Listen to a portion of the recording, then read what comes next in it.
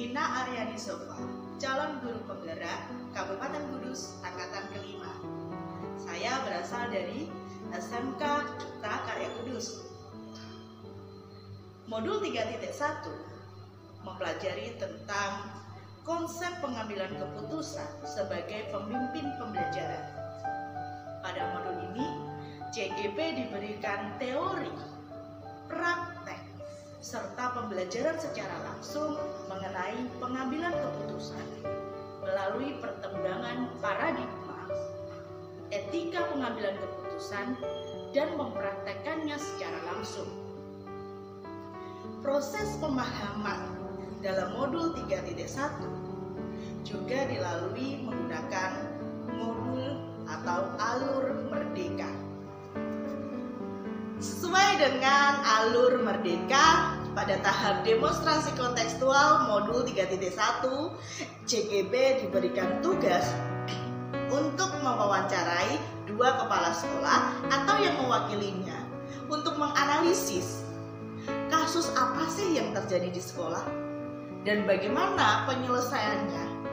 Kemudian dikaitkan dengan materi yang kita peroleh di modul 3.1, yaitu tentang pengambilan keputusan sebagai pemimpin pembelajaran.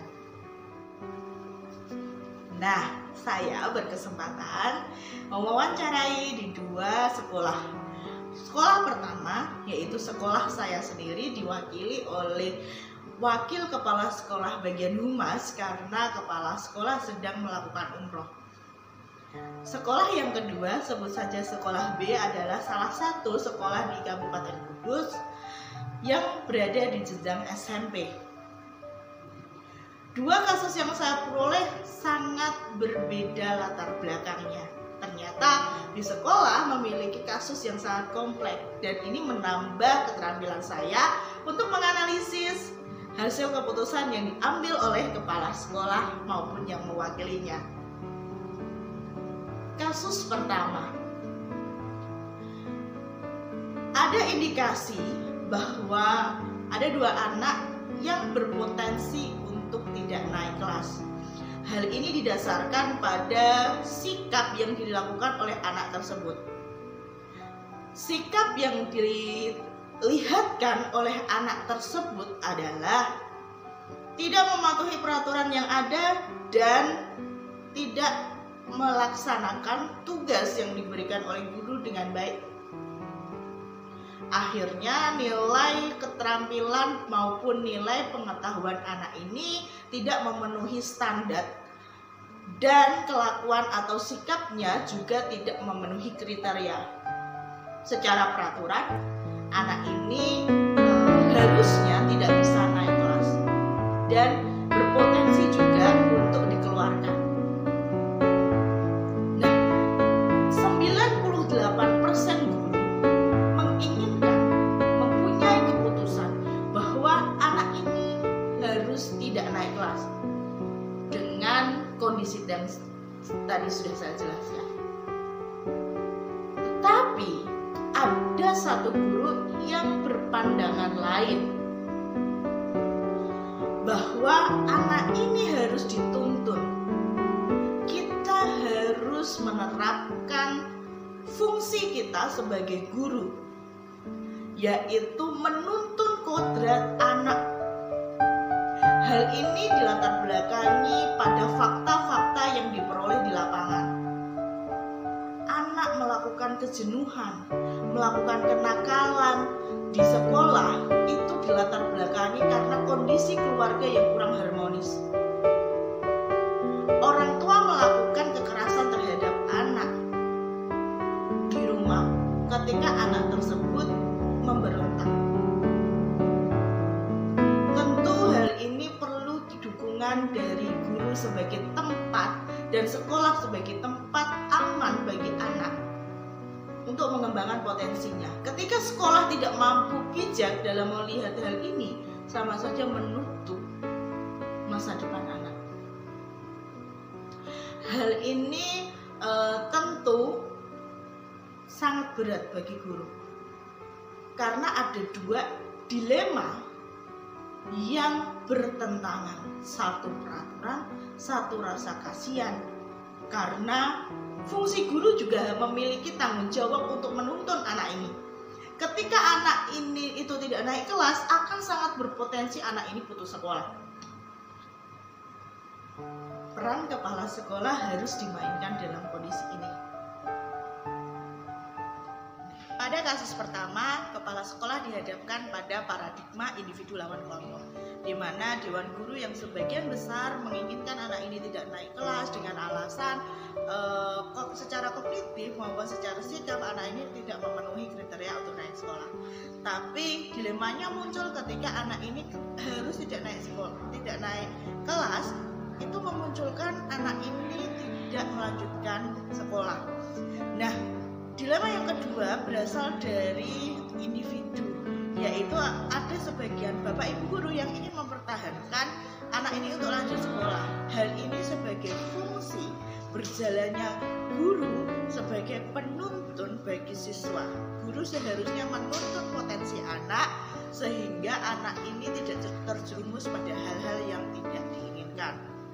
Nah, berdasarkan olah fakta yang terjadi di lapangan, maka Bapak Kepala Sekolah tetap mempertahankan anak ini untuk naik kelas dengan beberapa konsekuensi, yaitu konsekuensi untuk bertanggung jawab memperbaiki nilai. Yang kedua, adanya komitmen dari si anak tersebut untuk mengubah perilaku. Apa yang terjadi? Ternyata melalui pembimbingan dan kesempatan yang diberikan oleh Bapak Ibu guru dan kepala sekolah, anak ini mempunyai kesempatan untuk mengenyam pendidikan dan menyelesaikan pendidikannya dengan baik. Tentu dalam berproses memberikan pendidikan yang terbaik ini, Bapak Ibu guru membutuhkan daya upaya serta dukungan dari beberapa pihak, yaitu kepala sekolah, dewan guru, dan komitmen dari orang tua maupun siswa tersebut. Kasus di sekolah B, ibu kepala sekolah dihadapkan pada paradigma individu lawan kelompok. Individu ini berasal dari masalah internal yang terjadi di dua ibu guru, di mana dua ibu guru ini memiliki permasalahan pribadi yang didasarkan pada komunikasi yang tidak baik di antara keduanya. Nah, masalah mulai muncul ketika permasalahan pribadi ini dibawa ke ranah publik, di mana kepala dinas mengetahui hal tersebut dan menegur kepala sekolah. Tentu hal ini mempertaruhkan integritas sekolah apabila kita lihat dari media. Nah,